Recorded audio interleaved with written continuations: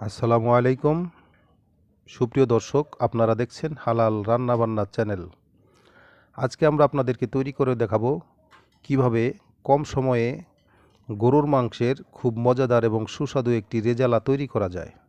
প্রিয় দর্শক, আমরা আজকে রান্না করব প্রেসার কুকারের মাধ্যমে। তো প্রিয় দর্শক, কথা না বাড়িয়ে চলুন কিভাবে রান্নাটি করা যায় আমরা একবার চোখ বুলিয়ে নেই।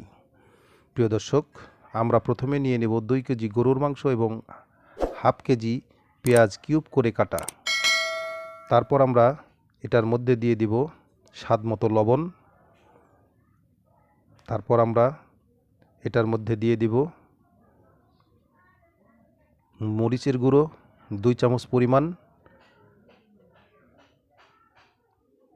এবং আমরা দিয়ে দিব হলুদের গুঁড়ো 1.5 চামচ পরিমাণ।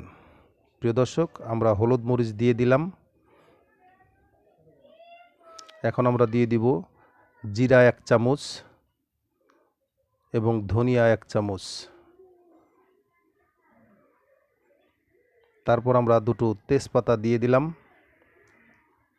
তারপর আমরা দিয়ে দিব কয়েকটি গরম মশলা এবং এলাচ, 8-10টি এলাচ, আদা বাটা, এবং আমরা দিয়ে দেব রসুন বাটা।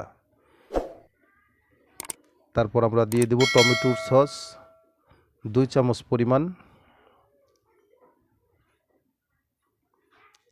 এবং আমরা কালো গোলমরিচ ব্যবহার করেছি, এবং দিয়ে দেব পরিমাণ মতো তেল, অর্থাৎ আমরা এখানে দিয়েছি 2 চামচ তেল। তারপর আমরা সমস্ত উপকরণ এবং মাংসগুলো, পেঁয়াজগুলো একসাথে ভালো করে ডলে ডলে এবং কষলিয়ে মেখে নেব, যাতে মাংস এবং পেঁয়াজের মধ্যে সমস্ত মশলার মধ্যে সামঞ্জস্যপূর্ণ হয়। আমরা মেখে নিলাম। এখন আমরা একটি প্রেসার কুকারের মধ্যে এই মাংসগুলো দিয়ে দেব। প্রিয় দর্শক, আমরা প্রেসার কুকারের মধ্যে মাংসগুলোকে দিয়ে দিলাম। এখন সেই যেটার মধ্যে মাখিয়ে নিয়েছিলাম সেটা ধুয়ে সামান্য পানি দিয়ে সিপিটাকে আমরা এখন আটকিয়ে চুলোর মধ্যে দিয়ে দিলাম, এবং 5-7টি সিপি আমরা এখানে দিয়ে নিলাম। প্রিয় দর্শক, দেখতে পাচ্ছেন খুব সুন্দর মাংসগুলো সেদ্ধ হয়ে গলে একবারে মোলায়েম হয়ে গেছে।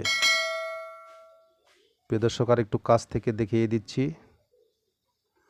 দেখতে পাচ্ছেন কত সুন্দর নরম হয়ে গেছে। এখন আমরা আপনাদেরকে মাংসগুলো পরিবেশন করে দেখাবো।